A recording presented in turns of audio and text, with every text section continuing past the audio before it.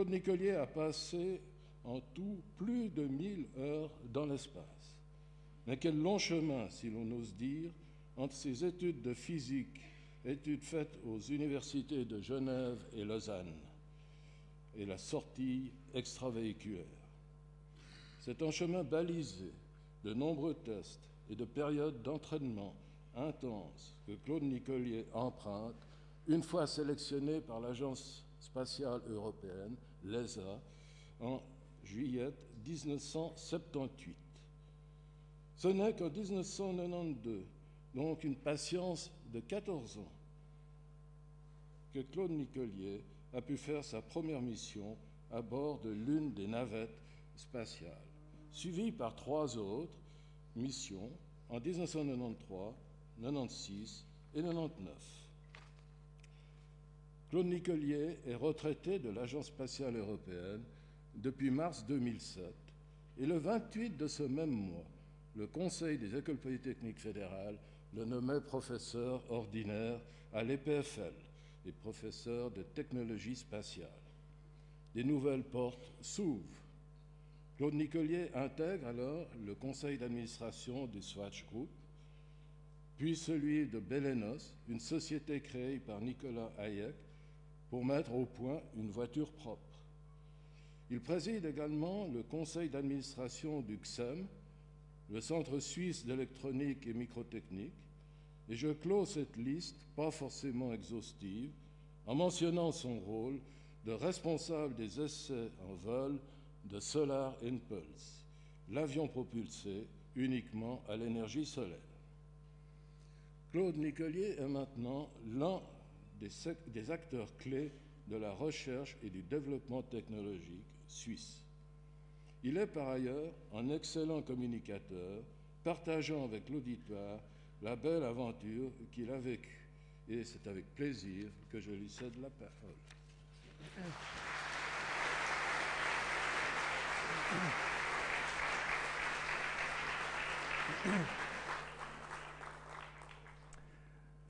Merci beaucoup, Monsieur Hauck, pour cette introduction. C'est toujours un plaisir de venir ici à Genève parler d'espace et partager avec le public la magnifique aventure que j'ai eu le privilège de vivre, tout spécialement dans les années 90 avec les 4 vols dans l'espace que j'ai pu accomplir.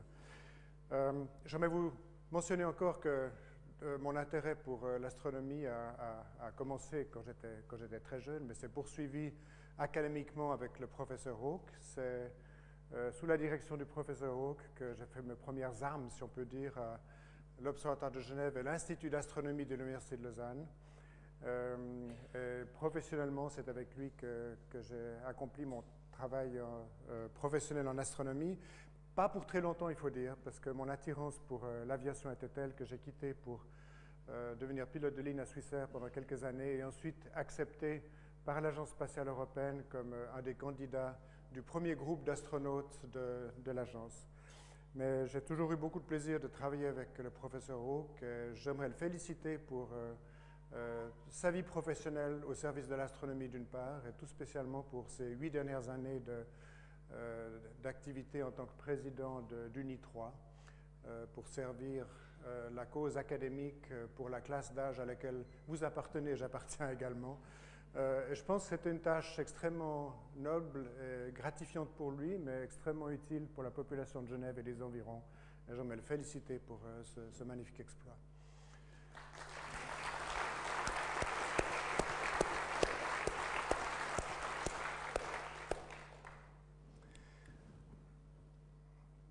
L'espace est un monde extraordinaire. Et je peux vous dire que j'ai été profondément marqué par cette aventure spatiale que j'ai eu le privilège de vivre. L'espace, c'est le monde de la beauté, une incroyable beauté, le monde du silence et le monde des opportunités. Opportunité d'observer la Terre, d'observer le Soleil, d'observer les astres dans le système solaire, les objets célestes plus éloignés que ceux du système solaire, l'espace profond, les galaxies à des milliards d'années de lumière. C'est également un moyen d'observation de la Terre, je l'ai mentionné, mais de nous-mêmes. Donc on observe l'univers, on observe la Terre, on s'observe nous-mêmes. dans des conditions qui sont bien différentes des conditions de vie sur Terre, et tout spécialement l'absence de pesanteur. Il est extrêmement intéressant de voir comment l'organisme humain ou de n'importe quel être vivant réagit lorsqu'on coupe la gravité et qu'on est en état d'apesanteur. On en a beaucoup appris sur la capacité de l'organisme de s'adapter à des conditions différentes, et Dieu sait si l'absence de pesanteur est une condition bien différente que celle à laquelle nous sommes habitués et celle dans laquelle toute l'évolution de la vie sur Terre s'est produite, à savoir cette force qui nous colle sur le plancher, sur nos chaises, sur les lits. Disons, la force de gravité était un élément déterminant dans toute l'évolution de la vie sur Terre, et lorsqu'on expose l'organisme ou n'importe quel être vivant à l'absence de pesanteur, il y a des transformations qui sont extrêmement intéressantes à observer, et puis surtout une adaptation qui est vraiment intéressante. Et ce n'était pas évident au début de l'ère spatiale au moyen d'engins habités, le vol de Gagarine en avril 61, ce n'était pas évident que l'être humain puisse supporter, même à court terme, cette condition extraordinaire qu'est l'absence de pesanteur.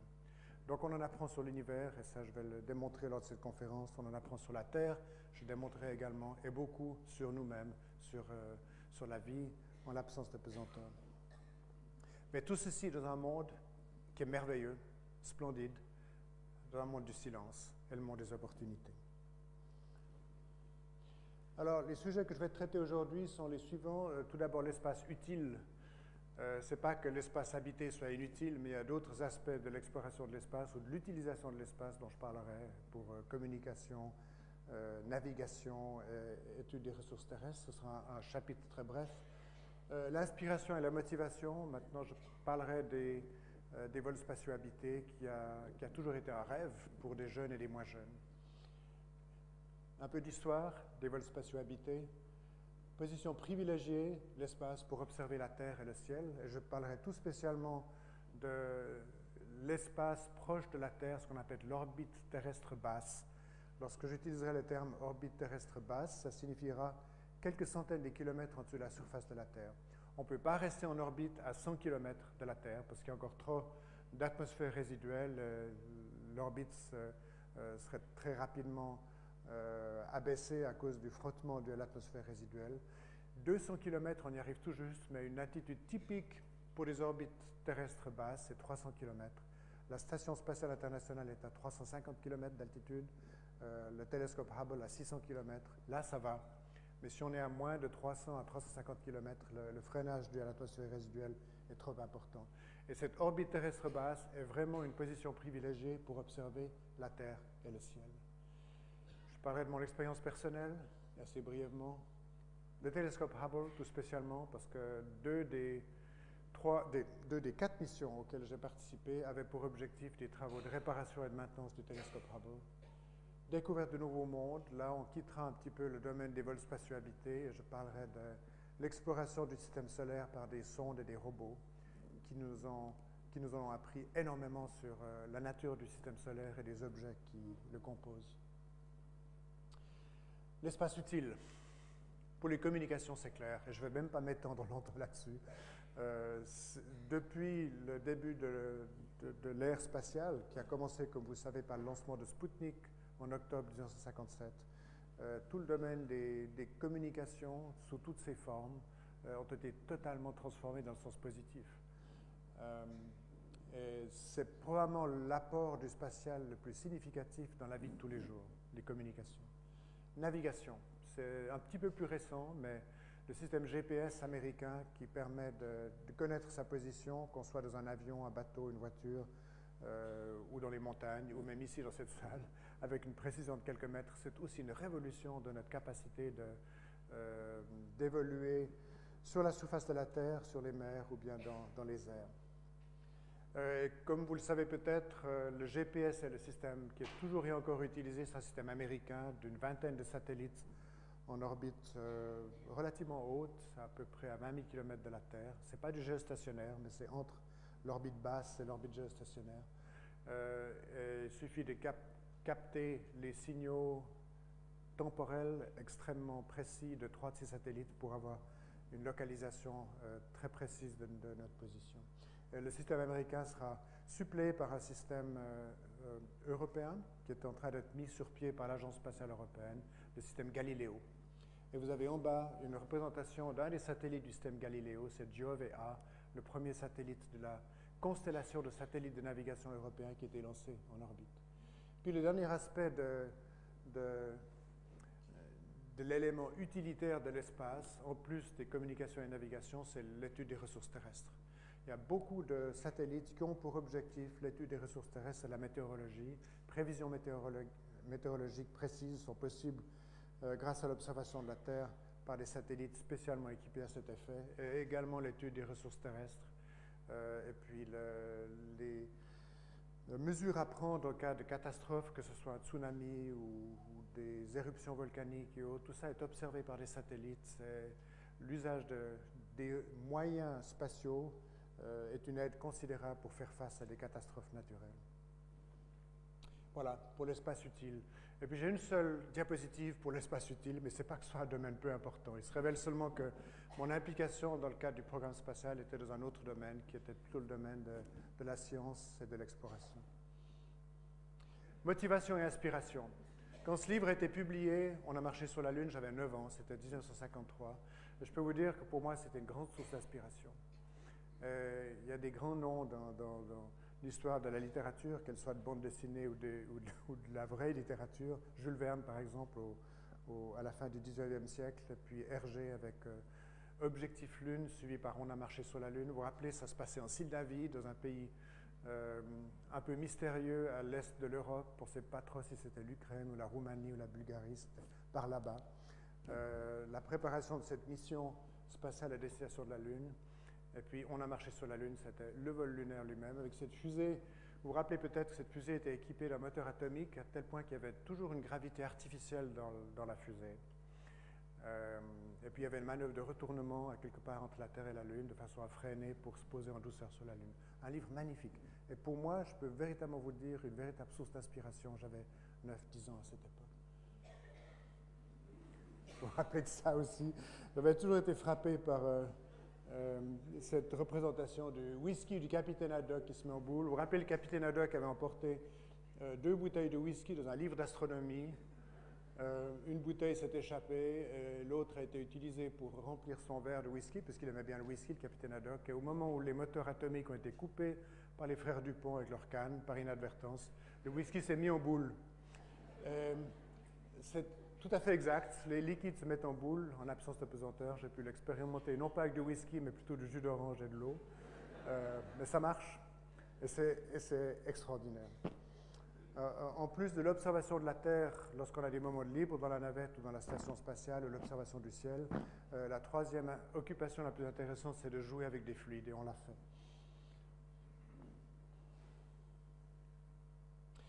Pour moi, une autre source d'inspiration est les magnifiques peintures de quelques space artists, des artistes spatiaux, en particulier Chesley Bonestell. C'est un Anglais, il a signé ici, Chesley Bonestell, qui a fait des représentations très belles de vues imaginaires de certaines planètes, comme la planète Saturne que vous voyez là, depuis des satellites. Et là, vous avez Saturne vu de son plus grand satellite Titan, entouré d'une atmosphère. On le savait déjà à l'époque que Titan était entouré d'une atmosphère, on l'a vérifié entre-temps par des moyens spatiaux, mais je trouvais cette image absolument superbe. D'ailleurs, moi-même, je n'étais pas un grand artiste, mais j'adorais faire des dessins et des peintures, et je me rappelle à cet âge, entre 10 ans et 15 ans, d'avoir moi-même essayé de faire des représentations des vues de planètes depuis leurs satellites, et en particulier Saturne vu de Titan. Donc voilà, source d'inspiration. L'espace, c'est un rêve d'enfant. C'était assurément un rêve d'enfant pour moi. Ça l'est pour beaucoup d'autres enfants et des adultes également. Alors, premières étapes de la... J'hésite de dire la conquête spatiale, parce que conquête, il y a une consonance militaire, plutôt de l'exploration de l'espace, disons, ont été accomplies dans un climat de guerre froide à la fin des années 50 et au début des années 60. Les premières étapes ont été remportées avec beaucoup de succès par les soviétiques. Sputnik 1 en octobre 57. Et c'était la consternation aux États-Unis, bien sûr, parce que les soviétiques avaient remporté cette première étape brillante d'avoir lancé un satellite en orbite autour de la Terre. Et puis quelques années plus tard, c'était en avril 61, le premier homme dans l'espace, Yuri Gagarin. Alors encore une fois, une consternation aux États-Unis. Vous voyez Yuri Gagarin, qui est décédé entre-temps d'un accident d'avion, il était très décoré, et il méritait toutes ces médailles, je peux vous le dire, parce qu'il avait du courage. Encore une fois, c'était une époque où on n'était pas absolument certain que l'être humain puisse survivre à long terme ou même à court terme dans l'environnement spatial extrêmement particulier, et tout spécialement l'absence de pesanteur. Un héros pour toujours, totalement respecté dans le monde des astronautes et des cosmonautes. Et en Russie, le 12 avril, c'est Cosmonaut Day, et c'est un jour férié, bien sûr. L'année prochaine, qui marquera 50 ans depuis le vol de Gagarine, ce sera la grande fête en Russie, mais également ailleurs dans le monde. Comme vous savez, les Américains se sont retournés et ont réagi à ces premiers succès de l'Union soviétique de façon absolument remarquable avec le programme Apollo, lancé par ce fameux discours du président Kennedy en mai 1961, c'est-à-dire relativement peu de temps après le vol de Gagarine. J'ai mis en rouge ici, bon ça c'est une partie du discours de Kennedy, un magnifique discours, probablement le meilleur discours d'un politicien dans l'histoire de l'humanité, à mon avis. J'ai mis en rouge la partie qui me paraît importante. L'idée était d'aller sur la Lune avant la fin de la décennie des années 60 et de ramener les astronautes sur Terre. And we do these things not because they are easy, but because they are hard, because that goal will serve to organize and measure the best of our energies and skills. L'idée était de faire quelque chose qui était difficile, parce que c'était difficile, non pas parce que c'était facile, parce que la difficulté de l'opération allait justement avoir pour conséquence la focalisation des énergies et des talents disponibles aux États-Unis. Et c'est véritablement ce qui s'est passé. Ça paraissait pratiquement impossible au début des années 60, très peu de temps après le vol de Gagarine, avec des moyens informatiques qui étaient largement inférieurs à ce qu'il y a sur ce pupitre dans mon PC, de réussir des vols à destination de la Lune avec ce système compliqué d'un engin accouplé, module lunaire, module de service en orbite autour de la Lune, séparation du module lunaire qui se pose sur la Lune, étage supérieur du module lunaire qui décolle de la Lune et qui fait rendez-vous en orbite autour de la Lune avec le module de service, et les deux s'accouplent de nouveau et retournent vers la Terre. Ça paraissait impossible avec les moyens de calcul limités qu'on avait à l'époque. Et c'était réalisé avec un brio fantastique par les États-Unis, par la NASA et l'industrie aérospatiale américaine et des équipes extrêmement brillantes. Pour moi, ça reste toujours et encore le programme Apollo, un programme fantastique. Et je suis en pleine admiration vis-à-vis de ce qui était accompli à cette époque. Ce n'est pas la Lune, c'est la Terre. Vu de l'engin spatial d'une équipe d'Apollo, c'était Apollo 17, en fait, la dernière mission du programme. C'est notre planète. Imaginez-vous une vision de notre planète ainsi, alors qu'on est à mi-chemin entre la Terre et la Lune. Fantastique. Et ça nous permet vraiment de prendre conscience également de notre place dans le cosmos, finalement. Lorsqu'on voit la Terre ainsi, qu'on sait que sur cette toute petite planète bleue et blanche, essentiellement, c'est les couleurs dominantes de la Terre. À l'époque, il y avait à peu près 6 milliards de personnes. Maintenant, il y en a plutôt de l'ordre de 7 milliards. Ça fait réfléchir, vraiment. Ils étaient en orbite autour de la Lune, et imaginez-vous, mettez-vous à leur place, vous voyez la Terre se lever à l'horizon lunaire, cette boule bleue et blanche, 4 fois plus grande que la Lune vue de la Terre. Fantastique. Et c'était vraiment un chapitre tout à fait remarquable de l'histoire de l'humanité qui était vécu à cette époque, fin des années 60. Comme vous savez, Apollo 11 était en juillet 69 et début des années 70. Juste pour illustrer une vue sur la Lune, Apollo 16, John Young, qui était tombé sur la surface de la Lune avec son scaphandre, vous voyez la poussière lunaire sur la partie frontale de son scaphandre. Et pour les 3 dernières missions, Apollo 15, 16 et 17, la NASA exploitait une petite Jeep lunaire équipée d'un moteur électrique pour étendre un petit peu le domaine d'exploration autour du point d'alunissage du module lunaire. Et je vous demande, s'il vous plaît, ne croyez jamais, ceux et celles qui prétendent que ça n'a pas eu lieu, que ça s'est passé dans des studios à Hollywood, ne les croyez jamais. Ils ont été sur la Lune, c'est un programme absolument remarquable. Après la fin du programme Apollo, c'était Apollo 17 en décembre 72, les Américains se sont accrochés sur un autre programme qui paraissait peut-être plus modeste, mais qui était en soi un véritable défi. C'était le développement d'un moyen de transport spatial réutilisable, la navette spatiale, avec pour objectif d'emporter du fret, du payload, comme on dit, de la charge utile, et des astronautes, hommes et femmes, en orbite terrestre basse seulement, selon la définition que j'ai donnée avant, c'est-à-dire quelques centaines de kilomètres au-dessus de la surface de la Terre. Ce n'était pas un programme facile. Ça paraissait modeste par rapport au programme Apollo, mais développer, construire et exploiter avec un niveau de sûreté raisonnable, mais finalement pas tellement élevé, il faut le dire, un engin de ce type, c'était vraiment difficile techniquement. Ils l'ont raisonnablement bien maîtrisé. Le problème avec la navette est qu'elle est restée toujours relativement peu sûre et très chère à l'utilisation. On pensait que le caractère réutilisable de la navette allait abaisser le coût de l'exploration de l'espace. En fait, ça n'a pas été le cas parce que la maintenance nécessaire entre chaque vol de la navette était telle que finalement ça coûtait relativement cher. Et puis, on a eu, sur les 135 vols qu'on a eu jusqu'à maintenant, on a eu 2 accidents majeurs. Challenger en 86 et Columbia en 2003, avec chaque fois perte de 7 personnes. Donc ça fait 14 en tout. On était 140 astronautes à Houston, donc c'était une fraction non négligeable de la population des astronautes qui a péri lors de l'accident de la navette. Mais quand ça marchait, c'était fantastique. Les capacités et la souplesse d'utilisation de la navette étaient absolument remarquables. Donc l'orbiteur qui contient dans la soute jusqu'à 20 tonnes de charge utile amenées en orbite terrestre basse, 7 personnes à bord de la navette dans la cabine frontale, un grand réservoir d'oxygène et hydrogène qui alimente les moteurs situés à l'arrière de l'orbiteur, 200 tonnes de poussée pour chacun, et c'est de l'eau qui est produite, de la vapeur d'eau, et puis 2 fusées à combustible solide qui fournissent la plus grande fraction de la poussée pour la montée à la verticale, à peu près 1000 tonnes de poussée pour chacune des fusées à combustible solide. Et les fusées à combustible solide sont séparées après 2 minutes, et le reste de l'assemblage, à savoir l'orbiteur et le grand réservoir, continue la montée pendant seulement 6 minutes et demie supplémentaires, pour 8 minutes et demie en tout de montée en orbite. L'espace, c'est tout près.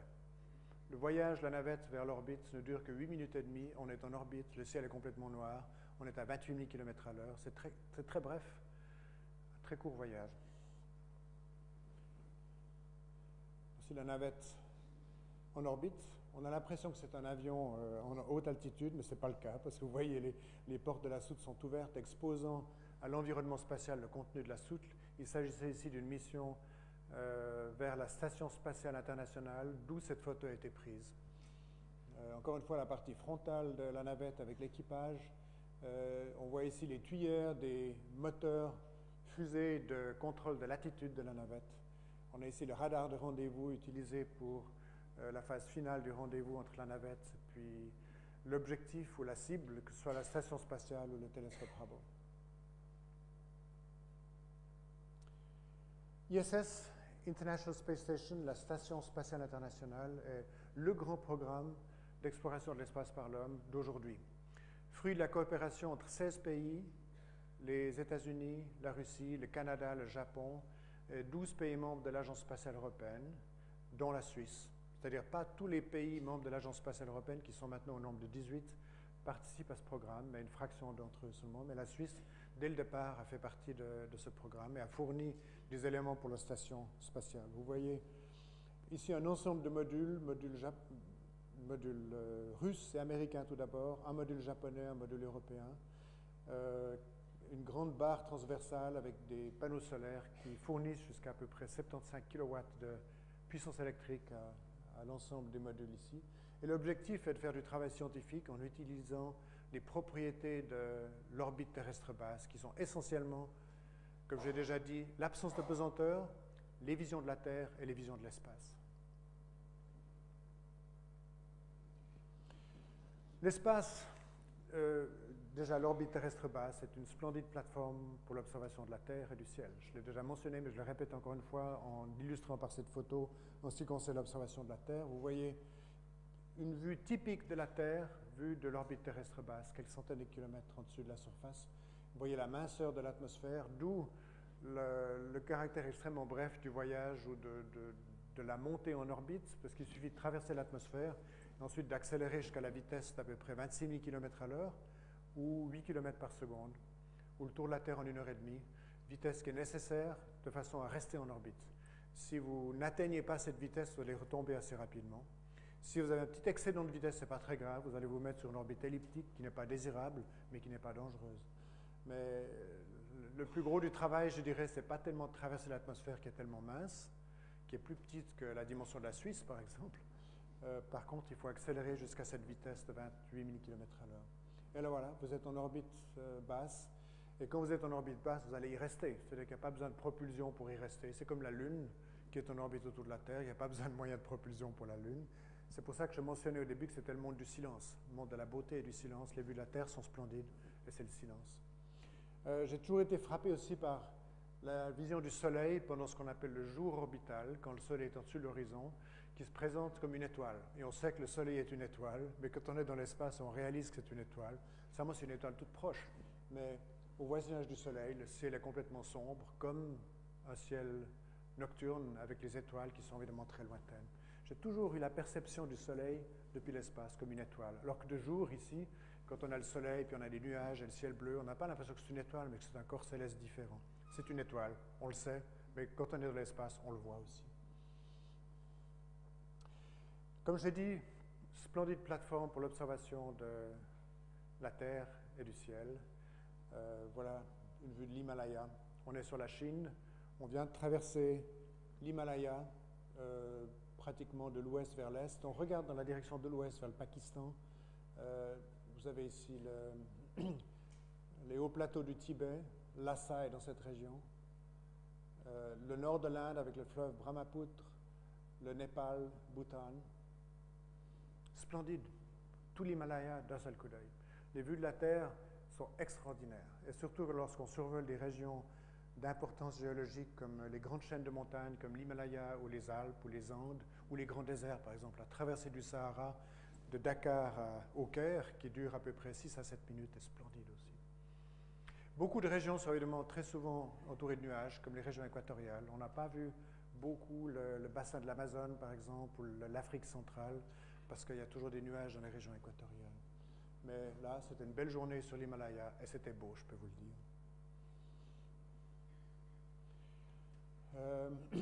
Je parlais de la beauté du survol du Sahara. Vous avez ici une région au sud de l'Algérie, de Tassili Nadjer, au nord de Tamanrasset. Et c'est juste au sud du Grand Erg oriental, qui est cette grande plaine asséchée de désert au milieu de l'Algérie. Magnifique, vous voyez ce contraste splendide entre les montagnes volcaniques noires et la couleur orangée des dunes de sable. C'était vraiment splendide. Alors ici, j'ai mis P et I, c'est pour le Popocatépetl et l'Ixtaccíhuatl. C'était trop long d'écrire le nom de ces volcans au voisinage de Mexico City. Voilà le Popocatépetl qui ressemble à un volcan vraiment, puis l'Ixtaccíhuatl qui est un petit peu moins marqué. La ville de Mexico City, Puebla, et puis un col dans ces montagnes entre Puebla et Mexico City. C'est intéressant de voir que la pollution atmosphérique au-dessus des villes, on sait que Mexico City est une ville très polluée parce que c'est une espèce de plaine, il y a pas mal de pollution, elle n'est pas visible depuis l'espace. On voit la pollution aquatique, on voit la destruction de forêts, je montrerai quelques images plus tard. Bien sûr, la destruction de la végétation par le feu sont très visibles, par contre la pollution atmosphérique n'est pas visible. Mais c'est une belle photo de ces deux volcans au voisinage de Mexico City. D'autres volcans, dans le Kamchatka, je ne peux pas vous donner les noms parce que je ne les connais pas, mais c'est intéressant de voir ces petits volcans, vous voyez ici, ce grand volcan. C'est une région où il y a très très peu d'habitations, la densité de population est extraordinairement faible. Mais vous voyez la splendeur de ces vues de la Terre, et en même temps l'intérêt de ces vues de la Terre. Et c'est des vues différentes des vues de satellites. Les satellites prennent des photos à la verticale. Il n'y a pas d'âme dans les photos de satellites. Ici, il y a une certaine âme quand même, des photos qui sont prises sous un certain angle. On imagine la perspective, la troisième dimension, c'est très beau. Là, je n'ai pas besoin de vous dire où c'est, parce que je pense que vous l'avez déjà repéré, j'en suis sûr. C'est la Station spatiale internationale, vue depuis la navette, mais lors d'une étape intermédiaire de l'assemblage de la station. Vous voyez qu'il n'y a pas encore tous les panneaux solaires de la station, c'était pris à peu près 2 ans. Et puis vous avez bien sûr reconnu le sud de l'Italie, oui, Brindisi. Et puis, un petit peu plus loin, vous avez la Grèce, vous avez la mer Noire, même un petit peu plus loin, mais un peu sous les nuages. Ça vous donne un petit peu, comme c'est une région de la Terre qu'on connaît bien, ça vous donne un petit peu l'impression de ce qu'on voit de la Terre depuis l'orbite terrestre basse. Encore une fois, la station spatiale, c'est à 350 km d'altitude. Il faut bien vous dire que c'est à peu près la dimension de la Suisse, un petit peu plus que la dimension de la Suisse à la verticale, donc c'est relativement près de la Terre. On apprend la géographie, je peux vous dire. Pour ceux qui veulent apprendre la géographie, je vous recommande les vols en orbite terrestre basse. Je n'ai jamais appris autant de géographie que depuis ces vols que j'ai accomplis dans les années 90. On voit aussi toutes sortes de petites îles où on a envie d'aller passer des vacances. Ça, c'est dans les Bahamas, l'île Eleuthera, dans les Bahamas, avec les couleurs magnifiques qui sont dues au bas-fond et des récifs de coraux dans la région des Bahamas. Splendide, vraiment splendide. Vous reconnaissez? C'est la Suisse, vue depuis l'altitude de la Station spatiale internationale. Et on est à la verticale de Lyon à peu près, on regarde dans la direction de notre mouvement, à savoir vers l'est-nord-est. Et c'est une belle photo qui correspond à peu près à ce qu'on voit à l'œil nu du point de vue de la résolution. On voit par exemple l'aéroport de Genève, de façon assez marquée ici. Même l'aéroport de Zurich, c'est cette petite tache blanche qui est au nord de cette banane-là qui est le lac de Zurich. La vallée du Rhône, le glacier d'Aletsch qui est très visible, les lacs de Thun et de Brienz, c'est la couleur particulière du lac de Brienz, pour ceux qui ont été faire des balades dans ce coin, parfaitement visible depuis l'espace aussi. Ce bleu turquoise, tout à fait visible depuis l'espace. Tout le plateau suisse qui était bien déboisé, on réalise à quel point c'était déboisé. Finalement, le Jura est encore assez recouvert de forêts, mais on a bien déboisé le plateau suisse. On ne le réalise pas, mais quand on est dans l'espace, on réalise à quel point on a déboisé. Mais il y a longtemps. Maintenant, on déboise moins parce qu'on se préoccupe de ça. Dans les siècles précédents, on ne se préoccupait pas trop de ça, on déboisait, on avait besoin de bois. Deux petits nuages sur la Suisse quand cette photo a été prise, le nuage de Gösgen et de Leibstadt. Donc les nuages de vapeur d'eau à la verticale, les tours de refroidissement des centrales nucléaires sont parfaitement visibles depuis l'espace. Donc on ne peut pas cacher les centrales nucléaires aux observateurs depuis l'orbite terrestre basse, qu'ils soient terrestres ou extraterrestres. La Suisse, qu'on traverse en 30 secondes. Genève à Romanshorn en 30 secondes seulement. À 8 km à la seconde, le calcul est vite fait. Et c'est magnifique, c'est vraiment splendide. Une autre région des Alpes suisses, je ne sais pas si vous reconnaissez ce coin de la Suisse, c'est le haut de la vallée du Rhône, avec le glacier du Rhône, le glacier d'Aletsch, l'Aigre, la paroi nord de l'Aigre, Grindelwald, les lacs de Thun et de Brienz de nouveau, la région de Pilate avec Lucerne qui est sous les nuages, exceptionnellement.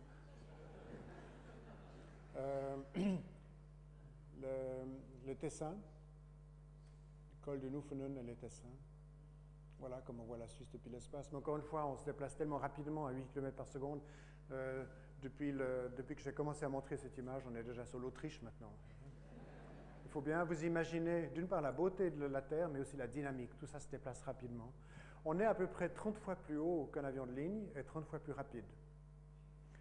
Donc le déplacement angulaire de la Terre est à peu près le même que depuis un avion de ligne. Mais depuis un avion de ligne, on voit des villes, on voit des lacs, depuis une altitude de typiquement 10 000 mètres.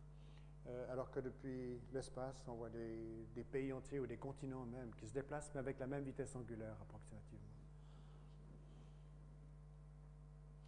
Alors, les photos qu'on prend depuis l'espace, ce n'est pas seulement pour montrer la beauté de la Terre, c'était le cas pour les photos que j'ai montrées jusqu'à maintenant, mais également pour mettre en évidence les blessures infligées à la Terre par l'homme. On a souvent observé dans la région du bassin de l'Amazonie, mais également en Afrique centrale et en Indonésie, Bornéo entre autres, des traces absolument claires de déforestation systématique, comme vous voyez ici. Ou alors, bon là c'est un phénomène naturel, c'est un volcan, c'est pour montrer à quel point les images prises depuis les engins spatiaux, la station spatiale tout spécialement, peuvent être utilisées pratiquement. Étude de la déforestation, c'est quand même un élément important de surveillance. Et puis, éruption volcanique comme celle-ci, cette photo a été prise récemment de la station spatiale. Vous voyez un volcan au nord de la Russie qui est entré en éruption et vous voyez le grand nuage de cendres qui monte à très haute altitude et qui produit une condensation dans la très haute atmosphère, probablement au-delà de la tropopause, c'est-à-dire à 12-13 km d'altitude. Et vous voyez qu'à cause de la chaleur qui émane du cratère de ce volcan, vous avez dissipation des nuages dans la région au voisinage de ce cratère. Donc c'est extrêmement intéressant d'observer cette géométrie de ce nuage de cendres, mais c'est également utile pour la navigation aérienne, comme on l'a appris récemment. Les éruptions volcaniques peuvent avoir une incidence négative extrêmement significative pour la navigation aérienne. Destruction de la forêt tropicale par le feu en Indonésie, c'est aussi un moyen d'étudier ce phénomène malheureux qui est la destruction systématique de végétation dans beaucoup d'endroits de la forêt tropicale, et en particulier, comme j'ai dit, dans le bassin de l'Amazonie, en Afrique centrale et en Indonésie. Cette photo semble avoir été prise depuis un avion. Non, c'est depuis l'espace avec un téléobjectif. On fait le tour de la Terre en 1h30, donc on fait 16 fois le tour de la Terre en un jour terrestre. Donc on voit 16 levées et 16 couchers de soleil. Donc pour ceux et celles qui aiment ça, c'est le métier à choisir aussi. C'est toujours très beau, mais c'est très bref. À cause de la rapidité de notre mouvement orbital, le soleil se lève ou se couche en 20 secondes seulement. Donc on passe du jour complet à la nuit complète, c'est en 20 secondes. C'est très rapide. On s'habitue d'ailleurs à ça. Et il faut être prêt avec la caméra Hasselblad et le téléobjectif pour prendre des photos comme celle-ci. Parce que c'est très très rapide. Et c'est très beau toujours. Et vous voyez à quel point la haute atmosphère est striée. Donc c'est pas un milieu simple, c'est un milieu assez complexe. D'ailleurs, on peut utiliser des moyens spectroscopiques pour étudier la composition de la haute atmosphère et la nature de cette striation dans la haute atmosphère. C'était fait. Alors ça, ce n'est pas une photo, c'est une image d'artiste qui a été recréée à partir de photos prises depuis l'espace. C'est pour illustrer un petit peu les visions d'une région de la Terre bien connue, l'Europe, de nuit. C'est difficile de prendre des photos de nuit depuis la navette, parce que à cause de la rapidité de déplacement, puis on est quand même relativement proche de la surface de la Terre, on a tendance à avoir des traînées. Mais on a pu reproduire sur cette image d'artiste les visions de toute l'Europe de nuit. Et je me rappelle lors de passages sur l'Afrique du Nord, je n'ai jamais été plus au nord que l'Afrique du Nord, au voisinage de l'Europe, parce que toutes les missions auxquelles j'ai participé étaient inclinées de 28 degrés par rapport à l'équateur. Donc nous survolions les régions comprises entre 28 degrés de latitude nord et 28 degrés de latitude sud, c'est-à-dire au plus près de l'Europe, c'était sur la Libye, et la Tunisie et le Maroc. Mais je me rappelle de ces passages qui nous permettaient de voir la totalité du bassin méditerranéen. J'ai toujours été frappé par le fait que, à cause de la forte densité de population le long du littoral, que ce soit au sud de la France ou autour de l'Espagne, on avait cette ligne presque continue qui entourait le continent européen, tout spécialement l'Espagne, l'Italie et le sud de la France. Le Nil m'a toujours beaucoup frappé aussi, parce que de nuit, on voyait cette bande de lumière dans le bassin de crue du Nil, parce que 90% de la population en Égypte habite dans le bassin de crue du Nil, alors que quand on voyait de jour, c'était le contraire, c'était une bande sombre sur un fond clair, à cause de la végétation dans le bassin de crue du Nil sur le fond de désert. Splendide, vraiment fascinant. Ciel étoilé, on ne peut jamais avoir une image qui pourrait montrer la splendeur du ciel étoilé vu depuis l'espace. Vous avez ici la soute de la navette qui est éclairée par la pleine lune, laquelle pleine lune est en dehors du champ à droite, et vous avez quelques étoiles qui sont visibles. C'est une pause d'à peu près 20 secondes. Pendant cette pause, les étoiles à la périphérie du champ sont un peu déplacées. Vous avez la croix du sud ici, et alpha et bêta du centaure, donc ces étoiles du ciel sud. Mais ce qui est intéressant, c'est que vous avez ici l'horizon terrestre, et au-dessus de l'horizon, vous avez à peu près à 90-100 km d'altitude, une région luminescente qui entoure la totalité de la Terre. Et lorsque vous observez le ciel, même depuis un site de haute montagne, depuis la surface de la Terre, vous verrez toujours le ciel étoilé à travers cette couche luminescente, qui fait que le fond de ciel est toujours un peu laiteux. Même quand vous observez le ciel par beau temps depuis un site de montagne et que votre œil est parfaitement accoutumé à l'obscurité, vous avez l'impression qu'il y a un fond de ciel qui n'est pas totalement obscur, mais qui est un peu laiteux. C'est dû à cette couche d'émission dans la haute atmosphère qui est due à des réactions chimiques dans la haute atmosphère. Quand on est dans l'espace, on est en dessous de cette couche, par définition, on doit être, puisque ça c'est cette altitude est en dessous de l'altitude à laquelle on peut rester en orbite.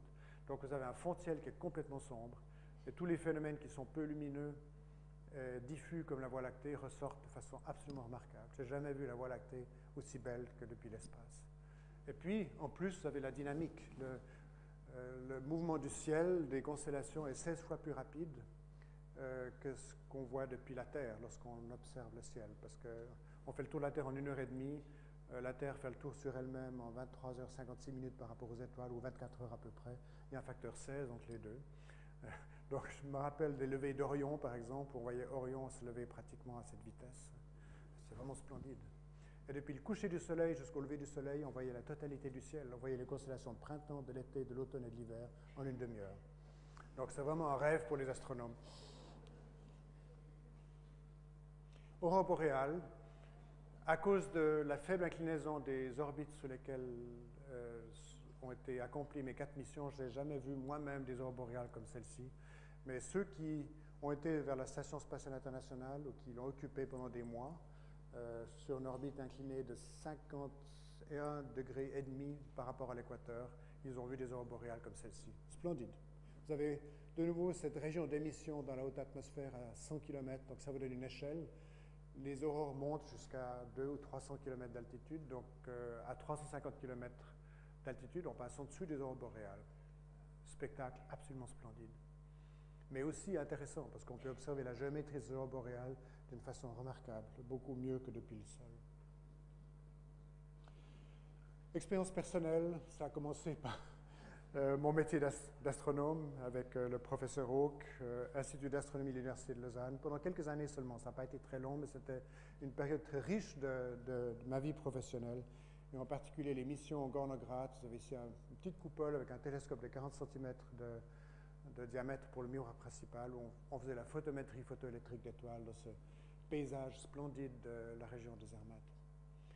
Et puis une activité de vol qui ne m'a jamais quitté. En fait, cette photo a été prise la semaine dernière à Sion, lorsque nous avons opéré un inter-biplace pour faire des vols de passagers avec un avion qui anciennement était un avion des forces aériennes, mais que les pilotes de l'escadrille 5 ont transformé en un avion civil pour faire des vols de passagers sur les Alpes, et également le présenter lors de meetings.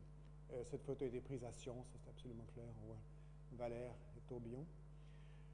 Voilà, donc l'activité de vol est une activité que j'ai toujours pratiquée, qui m'a aidé beaucoup d'ailleurs à devenir astronaute, parce qu'étant en parallèle de formation scientifique avec un brevet de pilote militaire et une activité de vol militaire, ça m'a aidé dans la sélection sans aucun doute.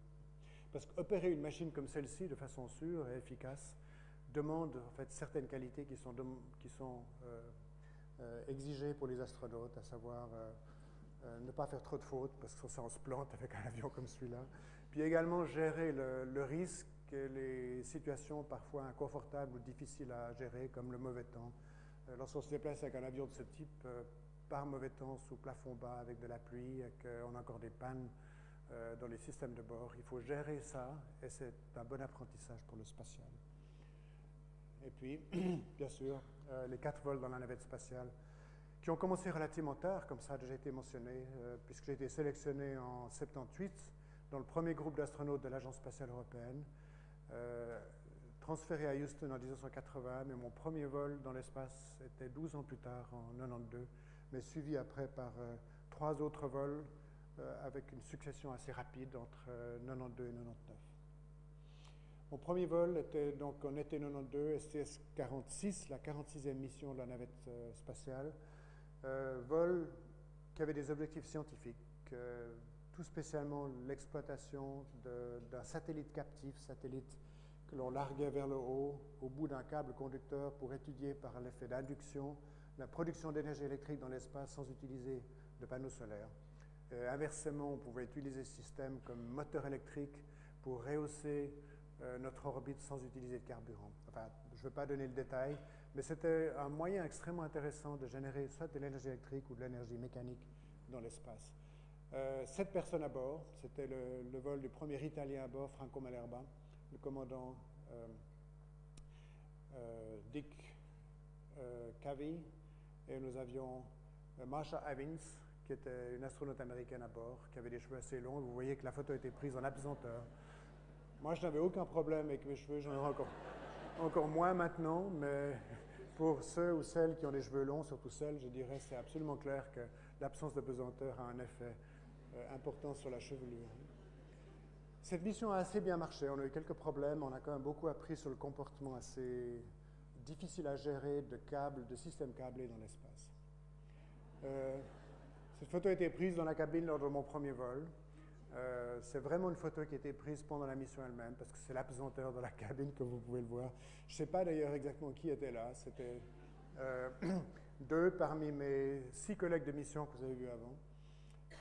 Vous voyez un peu la structure du cockpit de la navette spatiale, c'est assez technique et compliqué, disons. Il n'y a pas beaucoup de tableaux et de cuir, n'est-ce pas?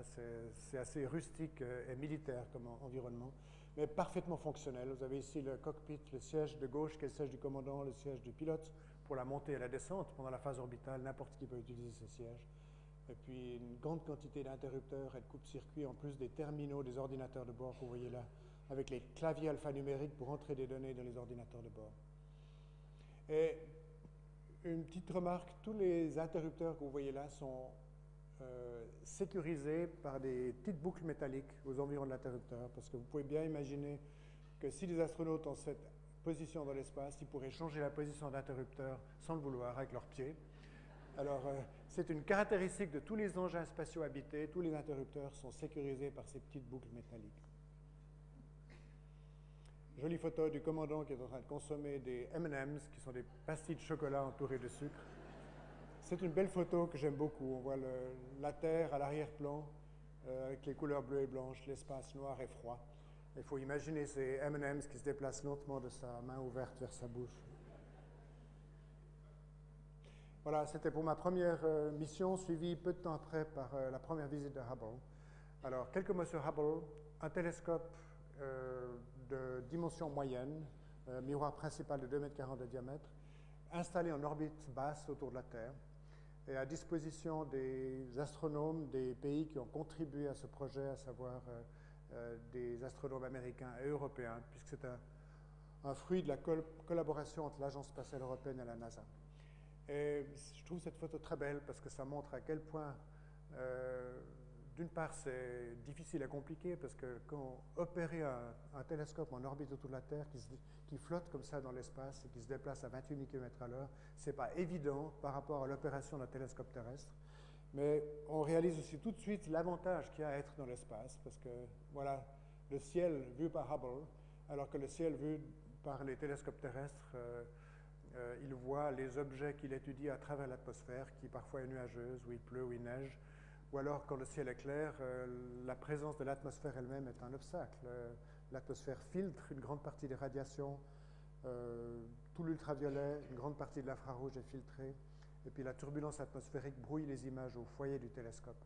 On a maintenant des moyens de corriger la turbulence atmosphérique par ce qu'on appelle une optique adaptative, mais pour des champs qui sont très petits, alors que le télescope Hubble, sur des champs relativement grands de plusieurs minutes d'arc, sur plusieurs minutes d'arc, a des images qui sont parfaites, optiquement parfaites.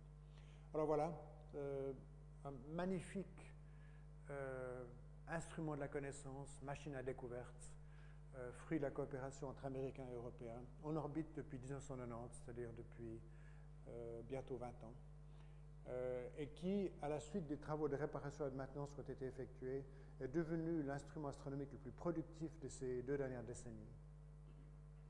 Bien qu'il soit relativement petit, 2,40 m de diamètre pour le miroir, c'est petit par rapport aux grands télescopes terrestres qui ont facilement des diamètres de 8 mètres, comme c'est le cas pour les 4 télescopes du VLT, Very Large Telescope de l'Observatoire européen austral au Chili, ou le télescope de Keck, qui a un miroir de 10 mètres de diamètre.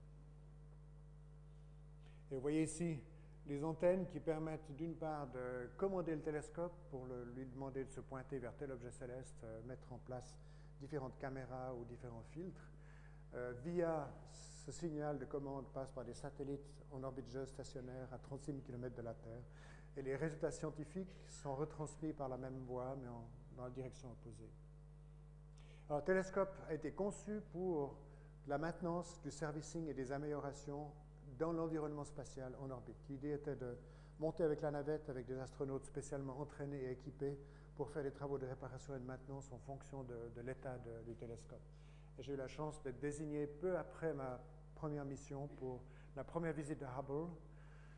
qui était prévu 3 ans et demi après son lancement, c'est-à-dire à la fin de l'année 93, alors qu'il avait été lancé au printemps 1990. Alors on s'est tout de suite mis au travail. C'était la première fois qu'on allait effectuer dans l'environnement spatial des travaux importants de réparation et de maintenance d'un instrument scientifique complexe.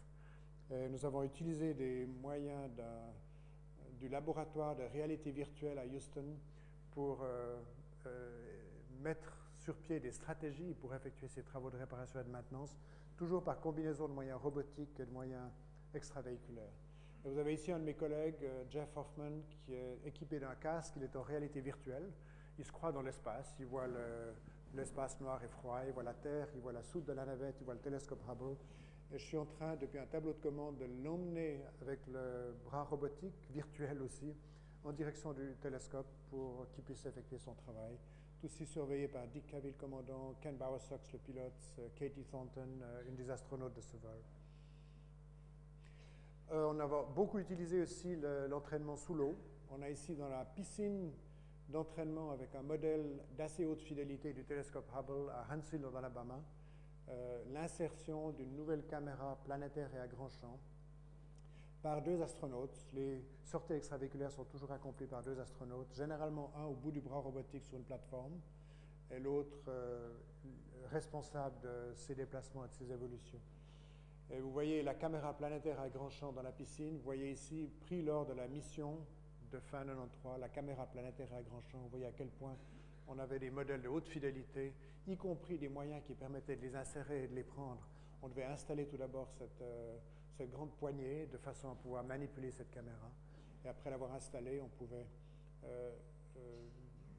extraire la caméra d'un coffret thermostabilisé dans la soute et ensuite l'installer dans le télescope après avoir ouvert des portes au bon endroit.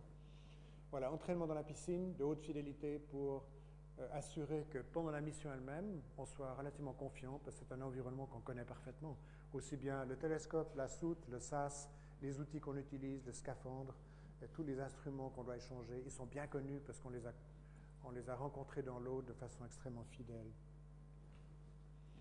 Voilà, on s'est entraîné donc pendant un peu plus d'une année, c'était de mi-92 à fin 93, et puis 3 jours avant le départ, on a pris ces avions T-38 qui sont utilisés pour les déplacements d'astronautes. On ne prend pas des avions de ligne, on se déplace en T-38, qui sont des biplaces à réaction, utilisés pour les déplacements d'astronautes, mais surtout pour le maintien de la qualification de vol de tous les astronautes. Ici, on a 2 astronautes. Nous étions 7, nous avons pris 4 de ces T-38, on a volé en formation à travers le golfe du Mexique entre Houston, notre base d'entraînement, et Kennedy Space Center près de Orlando, qui était la base de lancement. Voyager en grande classe, c'est toujours un luxe de pouvoir se déplacer en T-38. Ça me manque maintenant, parce que j'en ai plus. Et maintenant, je dois me déplacer en train ou bien prendre des avions de ligne ou la voiture. Là-bas, on s'est placé en T-38. C'était cool. Alors, on arrive à Kennedy Space Center 3 jours avant le lancement. On passe les 3 dernières nuits dans un logement d'astronautes à peu près à 10 km de la rampe de lancement. Puis, on est venu nous réveiller à 10 h du soir le 1er décembre. Et le 2 décembre, à 2 h du matin, on a pris le petit bus qui nous amène vers notre vaisseau spatial. Imaginez, vous ouvrez la porte à 2 h du matin de ce petit bus, et puis on vous dit, voilà, allez-y. La navette est prête au départ. Et c'est vraiment un moment où on a la gorge serrée, je peux bien vous le dire. Mais c'est en même temps splendide et magnifique, disons, l'impression de partir pour une grande aventure, et une aventure de grande valeur finalement. On avait un problème d'optique sérieux avec le télescope, on avait des panneaux solaires qu'il fallait remplacer, on avait tout un programme de maintenance et de réparation pour restituer les qualités optiques attendues du télescope parce qu'il ne les avait pas. Donc c'était une mission importante. Et voilà, on arrive, on a notre vaisseau spatial, on monte avec un ascenseur jusqu'à ce niveau, on traverse cette passerelle jusque dans le cockpit où on s'installe avec les pieds en l'air et le dos sur le dossier de nos sièges. Lorsqu'on atterrit, on est assis comme vous l'êtes sur vos sièges là, mais alors, pour le départ, à la verticale, on a les pieds en l'air et on est couché sur le dossier des sièges. C'est un moment émouvant. Les 2 dernières heures du compte à rebours sont dans la cabine.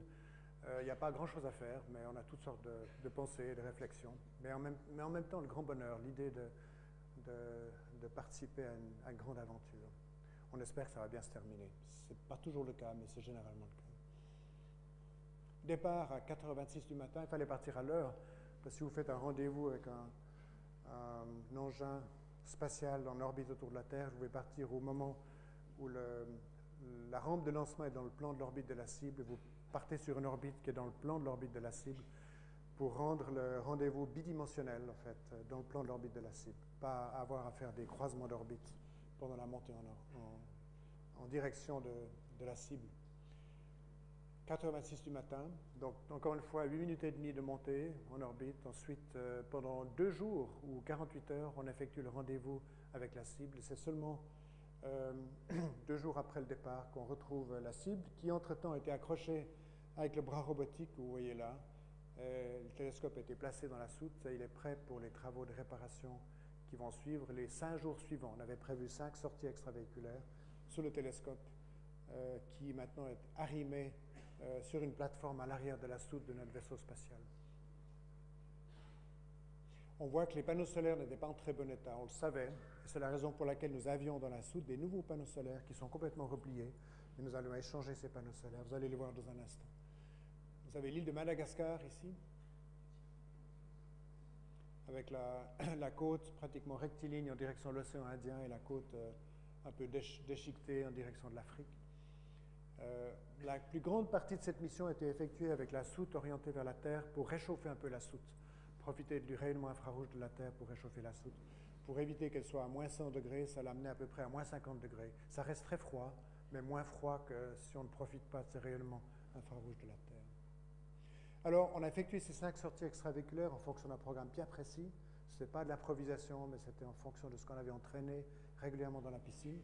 Typiquement, on avait, excusez-moi, donc un astronaute au bout du bras robotique sur une plateforme et l'autre qui évoluait librement dans la soute avec une caisse à outils à ciel ouvert, chaque outil étant relié à la caisse à outils par un petit filin pour ne pas les perdre.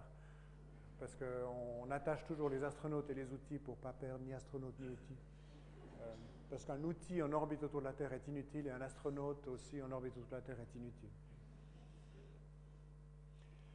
Tout a bien marché, on a accompli tous les travaux de réparation et de maintenance comme on l'attendait de nous. Et je peux vous dire qu'on était vraiment satisfait à la fin de cette mission, à la suite de la réussite totale à 100% de cette mission. Et cette photo a été prise peu avant de libérer le télescope. Vous voyez encore à travers les fenêtres arrière du cockpit avec ces nouveaux panneaux solaires, comme des grandes feuilles d'or. Dick Cavey, Jeff Hoffman, Ken Bowersox, Tom Akers, Katie Thornton et Story Musgrave, qui était l'astronaute le plus expérimenté de la NASA à l'époque. La NASA avait choisi un groupe d'astronautes pour maximiser la probabilité de réussite et ça avait marché. J'ai eu l'occasion de retourner vers Hubble 6 ans plus tard. Il y a eu une mission entre deux qui, de nouveau, avait pour objectif des tests de satellites captifs avec un peu plus de succès qu'on avait eu lors de la première mission. Et puis retour vers Hubble, cette fois-ci en tant qu'un des astronautes prévus pour une sortie extravéhiculaire. Décembre 1999, cette fois-ci on n'avait plus de problème avec l'optique du télescope qui était pratiquement parfaite. Par contre, on avait un problème au niveau du gyroscope qui était tombé en panne, donc le télescope ne pouvait plus pointer vers des objets célestes. On avait un problème avec l'ordinateur de bord, une caméra de pointage et quelques autres instruments de transmission de données. Donc voilà, en fonction d'un programme bien précis, on est monté juste avant Noël 1999 pour effectuer ces travaux. Alors le scénario était un peu le même, rendez-vous 48 heures après le départ, installation dans la soute, et ici on a, lors de la première sortie extravéhiculaire, une ouverture des portes donnant l'accès à la partie instrumentale du télescope pour l'échange des gyroscopes. Deuxième sortie extravéhiculaire avait pour objectif échange d'ordinateur principal du télescope et des caméras de pointage. Et je faisais partie de cette deuxième sortie. Vous voyez ici, je suis juste à côté de cette caisse à outils à ciel ouvert avec tous ces outils reliés par des petits câbles qu'on ne voit pas. Mais vous voyez par exemple ici un outil motorisé. Lorsqu'on l'utilisait, il était toujours relié par un câble parce que si on le laisse, ben, il ne reste pas là, il dérive toujours un peu. Et puis si on fait autre chose, un petit moment après, on ne le trouve plus au même endroit où on l'a laissé. Donc s'il est relié par un câble, on arrive à le récupérer. Et je suis en train de prendre quelques photos avec une caméra Nikon. qui est protégé thermiquement, parce qu'encore une fois, tout ce qui est illuminé par le soleil devient très chaud, tout ce qui ne l'est pas devient très froid. Donc on a tendance à entourer astronautes et différents objets par cette couverture blanche de façon à maintenir une situation thermique acceptable. Et vous voyez ici les lampes qui permettaient de travailler pendant la nuit orbitale. Cette sortie extravéhiculaire a duré 8 heures et 10 minutes. On a fait 5 fois le tour de la Terre. Donc on avait 5 jours et 5 nuits. Et pendant la nuit orbitale, on continue à travailler, on ne dort pas. Et on illumine la place de travail avec ces projecteurs. Il y avait 2 petits interrupteurs en dessous de ces groupes de lampes. Et, on avait toujours un avertissement, it's 1 minute before sunset, 1 minute avant le coucher de soleil. Et on allumait déjà les lampes de façon à ne pas être surpris par l'obscurité rapide. On travaillait pendant la nuit orbitale. Et puis à la fin de la nuit orbitale, quand le soleil se levait, waouh, comme ça, on éteignait ces lampes pour conserver les batteries. Vraiment cool.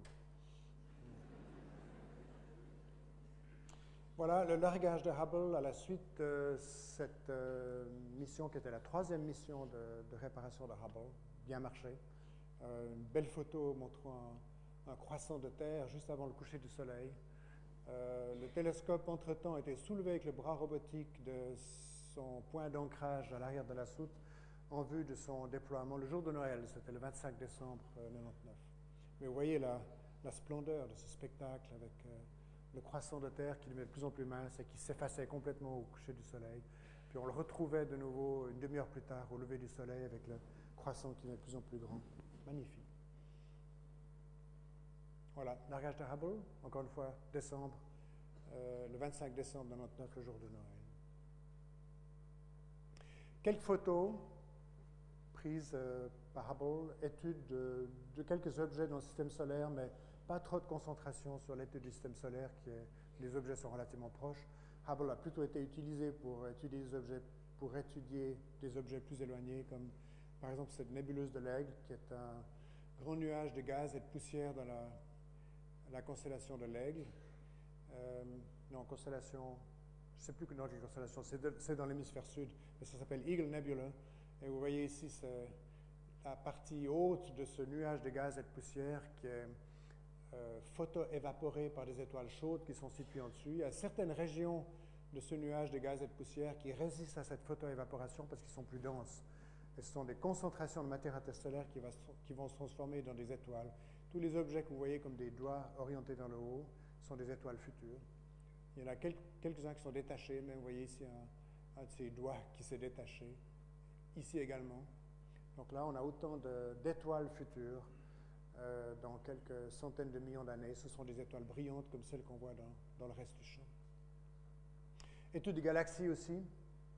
Très belle photo de M100, Messier 100, qui est une galaxie spirale relativement proche de nous, avec une magnifique manifestation du disque de la galaxie où se forment des étoiles, et puis la partie plus ancienne, plus vieille de la galaxie en forme de halo. On ne voit aucune étoile individuelle de cette galaxie. Toutes les étoiles que vous voyez dans la périphérie du champ sont des étoiles de l'avant-plan qui sont dans notre galaxie.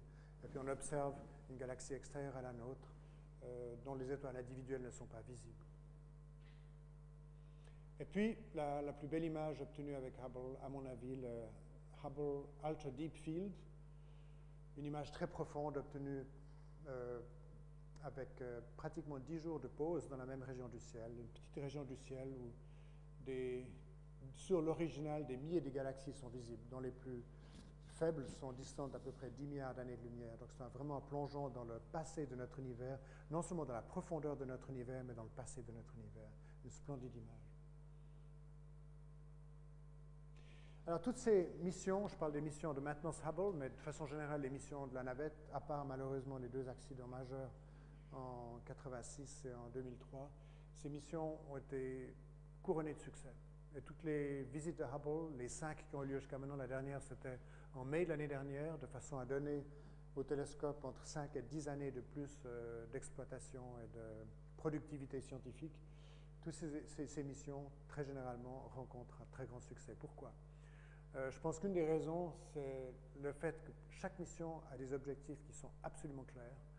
Un objectif clair, ou s'il y a plusieurs objectifs, il y a une priorité qui est établie dans ces objectifs. Et on ne peut jamais avoir du succès si l'objectif n'est pas fixé de façon absolument claire. Et ce n'est pas seulement valable pour le spatial, c'est pour toutes les activités humaines.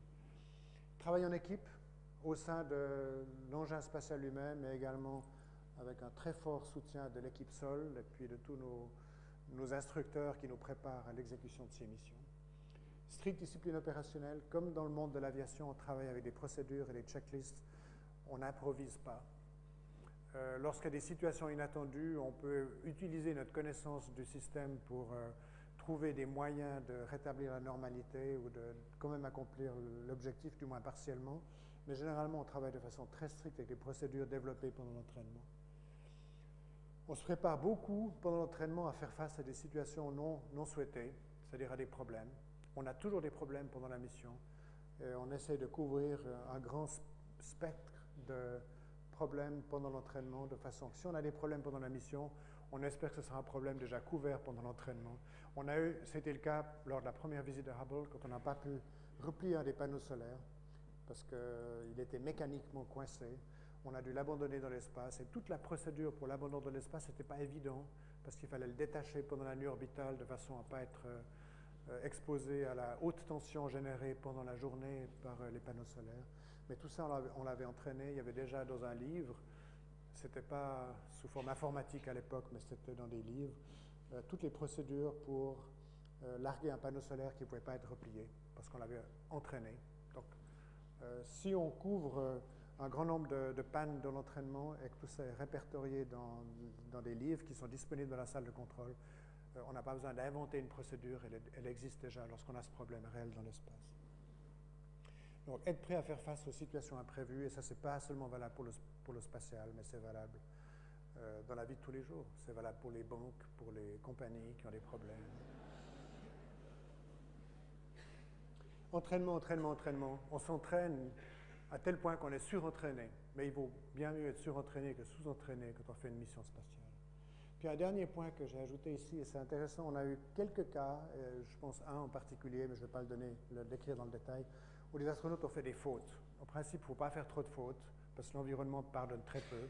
Mais il y a des fautes qui ont été accomplies, et certains astronautes ont été dérangés par le fait qu'ils avaient fait cette erreur, parce qu'ils étaient embarrassés, en fait, formidablement embarrassés, et ça les a dérangés pendant le reste d'une sortie extravéhiculaire, par exemple. Et il faut apprendre, quand on a fait une faute, à tout d'abord rétablir la normalité. Typiquement, si c'est une faute relative au fait qu'on n'a pas été attaché convenablement avec les filets de sécurité, tout à coup on le réalise, c'est formidablement embarrassant parce qu'on aurait pu être dans une situation très critique si on perd pied ou perd main et qu'on n'a pas son filet de sécurité attaché, on devient justement ce satellite inutile de la Terre. Mais si on a fait cette erreur et que c'est constaté par d'autres, c'est connu de la salle de contrôle, on peut être embarrassé, mais il faut mettre tout ça derrière soi et continuer avec une efficacité totale et pas être gêné par la faute qu'on a accomplie et qui aurait pu avoir des conséquences très graves. Et ça demande un effort mental qui n'est pas totalement évident. Et c'est aussi valable dans la vie de tous les jours, je dirais. Quand on fait des fautes, rétablir la normalité tout d'abord, ensuite continuer avec 100% d'énergie et d'efficacité. Voilà, dernier chapitre sur la découverte de nouveaux mondes. On n'observe pas seulement des objets relativement éloignés ou très éloignés avec Hubble pour en apprendre plus sur les processus physiques qui ont lieu dans l'univers, une meilleure compréhension des mécanismes en marche dans l'univers, mais on envoie également des sondes dans le système solaire pour mieux comprendre le système solaire, mieux le connaître. Et tout spécialement Mars est une planète qui est très observée, très étudiée, par exemple, Mars Express, qui est une sonde de l'Agence spatiale européenne en orbite autour de la planète rouge, et qui nous livre des images absolument splendides de la planète. On a l'impression qu'on est dans le Sahara, là non, c'est Mars, c'est le désert de Mars, avec des traces absolument claires d'érosion aquatique passée sur Mars. On sait qu'il y avait de l'eau liquide sur Mars dans le passé, maintenant il y a de la glace et de la neige carbonique sur Mars, mais il n'y a apparemment plus d'eau liquide. Et il y a un très joli couple d'images que je vais vous montrer. Vous avez ici un cratère qui s'appelle le cratère Victoria, pris avec MRO. C'est un peu l'équivalent de Mars Express, mais de la NASA. C'est le Mars Reconnaissance Orbiter. Donc un satellite en orbite autour de Mars qui prend des photos et qui nous envoie ces photos. Et il a pris cette photo d'un très joli cratère qui s'appelle le cratère Victoria. Et vous voyez au fond de ce cratère des dunes de sable. Il y a une atmosphère autour de Mars, atmosphère très ténue des gaz carboniques. La pression est à peu près 1/100 de la pression atmosphérique au niveau de la mer sur Terre. Mais comme il y a du sable, il y a des déserts sur Mars et il y a une atmosphère, vous avez de temps en temps des dunes de sable, et ces dunes se sont formées au fond du cratère Victoria. Et quand cette photo a été prise, il y avait un petit robot de la NASA qui s'appelle Opportunity. Il y en a deux, c'est Spirit et Opportunity, qui sont télécommandés depuis le Jet Propulsion Laboratory en Californie depuis 4 ans. On ne le voit pas, le robot Opportunity, parce qu'il est tout petit, il est à peu près de cette dimension, 80 cm de diamètre. On ne le voit pas sur cette image, mais il est là. Et il a été utilisé pour prendre une photo de cet ensemble de dunes au fond du cratère Victoria. Et voilà l'image obtenue. C'est splendide, ça. Ça vous montre tous les efforts qui sont fournis pour mieux comprendre Mars. D'une part, on prend des photos depuis un orbitaire, et puis pour les photos de détail, si on a un petit robot qui est tout près, ben on l'oriente en direction d'un objet qui nous intéresse, et on a cette image des dunes de sable. C'est magnifique, je trouve, ce couple d'images. On étudie aussi d'autres objets dans le système solaire, par exemple le système de Saturne. On a un engin spatial aussi conjoint de l'Agence spatiale européenne de la NASA qui s'appelle Cassini-Huygens. Huygens, d'ailleurs, a été séparé de Cassini et s'est posé en douceur sur le satellite Titan il y a 3 ans à peu près, avec succès. Et puis Cassini continue à explorer le système saturnien avec l'anneau de Saturne. Vous avez ici l'ombre de l'anneau de Saturne sur le disque de cette planète qui est 8 fois plus grande que la Terre. Et vous avez un des 60 satellites de Saturne qui est visible sur cette image. Et regardez le détail qu'on a pour les images de quelques-uns des satellites de Saturne. Vous avez le satellite Janus, vous connaissez tous le satellite Janus, je suis sûr. Un petit caillou de 20 km de diamètre à peu près, dont une image détaillée a été obtenue par Cassini. C'est magnifique aussi. Imaginez, à peu près 1 heure de lumière, à 300 000 km par seconde, la lumière de Saturne met à peu près 1 heure pour venir jusqu'à nous. Et de même, les signaux relatifs à ces images mettent 1 heure pour venir jusqu'à nous. C'est vraiment du grand art du point de vue engineering, capacité opérationnelle de pouvoir piloter la petite sonde Cassini de façon à obtenir des images comme celle-ci. C'est un magnifique travail. Et vous imaginez la connaissance qu'on a maintenant du système saturnien par rapport à ce qu'on connaissait il y a quelques décennies, où Galilée, en 1609, quand il regardait Saturne, a découvert ses anneaux avec sa petite lunette. Un progrès fantastique et d'une grande noblesse, je dois dire. Cassini-Huygens, un magnifique projet. On va lancer bientôt, c'est la NASA qui prévoit de lancer en 2014, un Terrestrial Planet Finder, de façon à détecter la présence de planètes extrasolaires. Bien sûr, c'est bien connu à Genève, puisque Michel Mayor, il y a environ 15 ans, a découvert la première, 51 de Pégase. Jusqu'à maintenant, on a découvert quelques centaines de ces planètes extrasolaires en utilisant la même technique que Michel Mayor et son équipe ont utilisée à l'époque. Mais on va utiliser des moyens spatiaux pour raffiner encore ces images, ou plutôt cette capacité de détection de planètes extrasolaires. Par des moyens interférométriques spatiaux, la NASA a l'intention d'améliorer considérablement la capacité de détection et même de détection de la composition chimique de l'atmosphère de ces planètes extrasolaires. Donc encore une fois, moyens spatiaux pour mieux comprendre les processus physiques dans l'univers, mais aussi pour la découverte de la vie dans l'univers. Et voilà, la dernière image que je voulais vous montrer, c'est une belle image d'un astronaute lors de la deuxième mission de maintenance Hubble en 1997.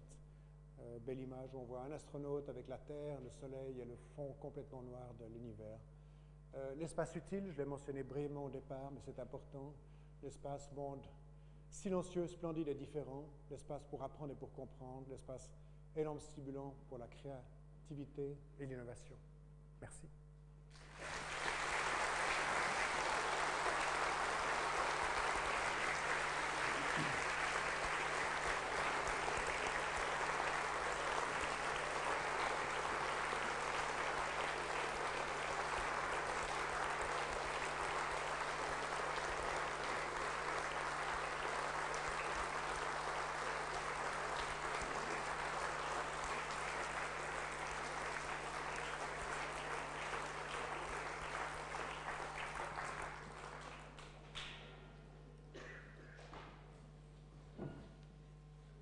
Bon, je crois que je peux me faire l'interprète de tous, de toutes et tous, pour féliciter Claude Nicollier pour cette brillante conférence. Une de plus. Et encore un grand merci pour vos mots. J'ai été très touché au début. Et je dois dire que c'est réciproque. Et je suis très heureux de cette longue amitié.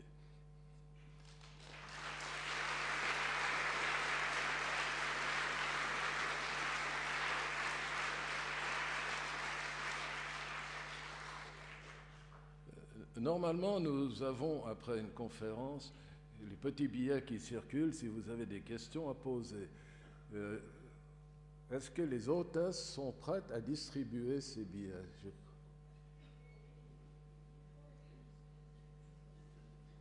Alors,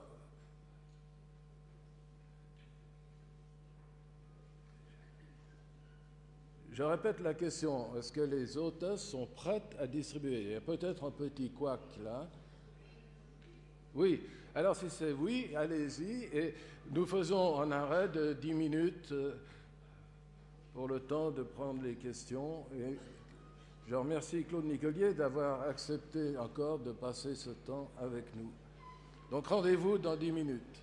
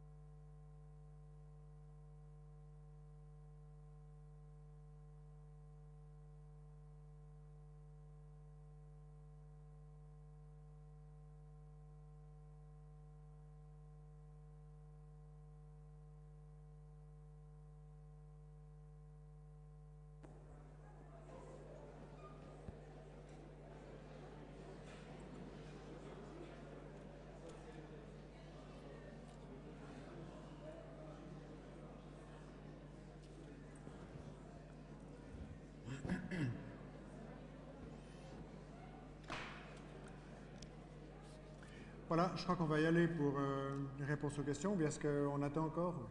On y va? D'accord. Bon, s'il y en a encore qui viennent, ben, allez-y, mais il y en a déjà beaucoup. Alors, je les prends dans l'ordre où elles viennent, et puis s'il y en a qui sont semblables, eh bien, je passerai assez rapidement sur des questions qui sont très semblables ou même tout à fait analogues. Je crois qu'il y en a quelques-unes dans cette catégorie. Comment calcule-t-on les trajectoires? Est-ce que les... Ça va, ça résonne un peu? Ça marche? D'accord. Est-ce que les connaissances théoriques de 1960 ont suffi? Alors la réponse est oui. Finalement, les lois de la mécanique céleste sont relativement simples. C'est des lois qui sont connues depuis des siècles, c'est les lois de Newton. Il n'y a absolument aucune correction relativiste puisque les vitesses sont trop faibles pour qu'il y ait une correction relativiste. Donc c'est la mécanique totalement classique de Newton et les lois sont simples. Donc on avait des algorithmes dans les années 60 qui permettaient de faire ces calculs pratiques. Le plus difficile, c'était vraiment la trajectoire de la Terre à la Lune.